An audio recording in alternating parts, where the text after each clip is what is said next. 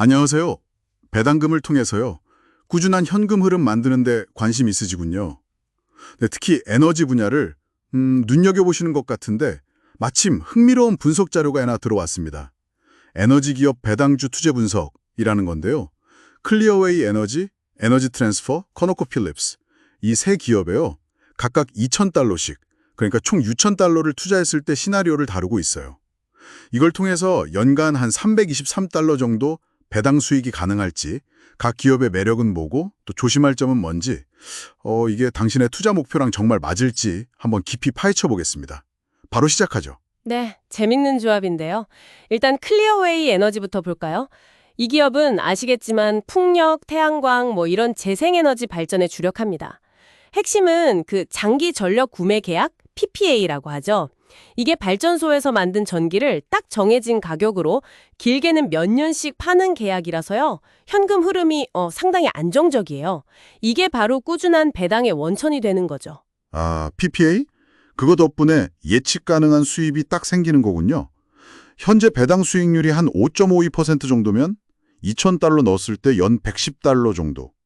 네, 안정적인 건 좋은데 혹시 단점 같은 건 없을까요? 물론 있죠. 아무래도 재생에너지다 보니까 날씨 변동성에 직접 영향을 받고요. 또 정부 보조금 정책 변화 같은 이런 외부 요인에도 좀 민감할 수밖에 없다는 점. 이건 고려해야 합니다. 안정성 이면에 있는 거죠, 이런 변동성 요인이. 그렇군요. 안정적인 현금 흐름은 참 매력적인데 말씀하신 대로 정책 리스크 같은 변수도 있네요. 그럼 다음 에너지 트랜스퍼는 어떤가요? 여기는 배당 수익률이 확 뛰네요. 7.39%면 와, 2,000달러에 연 148달러.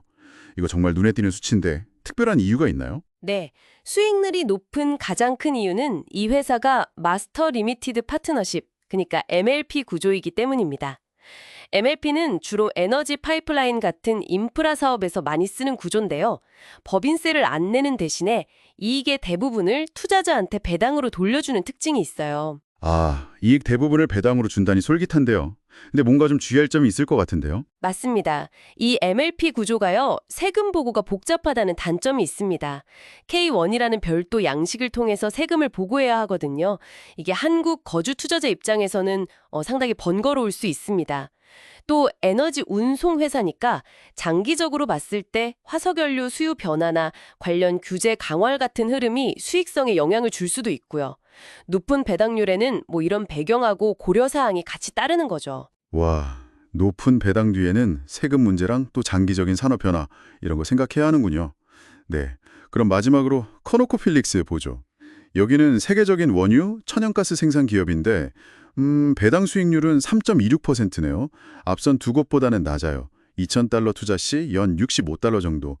상대적으로 좀 평범해 보이는데 이 기업의 매력은 뭘까요? 네, 수익률 자체는 낮아 보일 수 있지만 커노코필립스의 강점은 역시 압도적인 규모, 그리고 탄탄한 재무 안정성입니다. 변동성이 큰 에너지 시장에서 어떤 신뢰도를 주는 거죠. 게다가 이 회사는 배당뿐만 아니라 자사주 매입도 꾸준히 하고 있습니다. 이건 주주들에게 배당 외에 주가 상승을 통한 이익도 좀 안겨주려는 노력으로 볼 수 있는 거죠. 아하, 그렇군요. 당장의 배당 수익률은 좀 낮아도 안정성하고 자사주 매입을 통한 주가 상승 잠재력까지 같이 보는 거군요. 물론 국제유가 변동은 계속 지켜봐야 할 테고요. 그럼 정리하면 이 세 기업에 동일하게 2,000달러씩 총 6,000달러를 투자하면 연간 약 323달러 배당.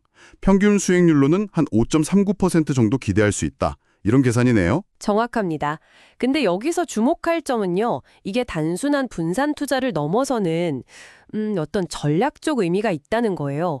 그냥 돈을 나누는 게 아니고 에너지 섹터 안에서도 서로 다른 영역, 그러니까 재생에너지, 클리어웨이, 운송 인프라, 에너지 트랜스퍼, 전통적인 생산, 커노코필립스, 여기에 투자함으로써 마치 에너지 전환 자체의 과정에 균형 있게 투자하는 효과를 노리는 겁니다.